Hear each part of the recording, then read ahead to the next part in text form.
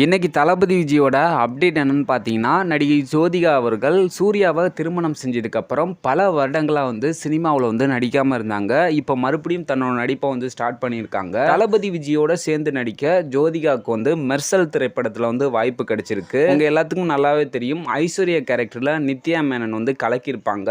அந்த கேரக்டரில் ஜோதிகா தான் நடிக்கிறதா இருந்திருக்கு. ஆனால் ஜோதிகா இருந்துட்டு அட்லீட்டை இந்த கதையில் சில சேஞ்சஸ் பண்ணணும் அப்படிங்கிற மாதிரி அட்லீட்டை சொல்லி ஆனால் டைரக்டர் அட்லி இருந்துட்டு அப்படிலாம் ஒன்றும் சேஞ்சஸ் பண்ண முடியாது அப்படிங்கிற மாதிரி சொல்லிட்டாங்க. அதனால ஜோதிகா இருந்துட்டு எனக்கு இந்த கதை சரிப்பட்டு வராது அப்படின்னு சொல்லிட்டு விஜய்கிட்ட கூட சொல்லாம படப்பிடிப்பு தளத்துல இருந்து போயிட்டாங்களாம். நீண்ட இடைவெளிக்கு அப்புறம் தளபதி விஜயும் ஜோதிகாவும் சேர்ந்து நடிக்கிறதா இருந்திருக்கு. அதிர்ஷ்டவசமா நடிகை ஜோதிகா அவர்கள் இந்த படத்துல நடிக்கல அப்படின்னு தளபதி விஜய்கிட்ட கூட சொல்லாம படப்பிடிப்பு தளத்துல இருந்து போயிருக்காங்க.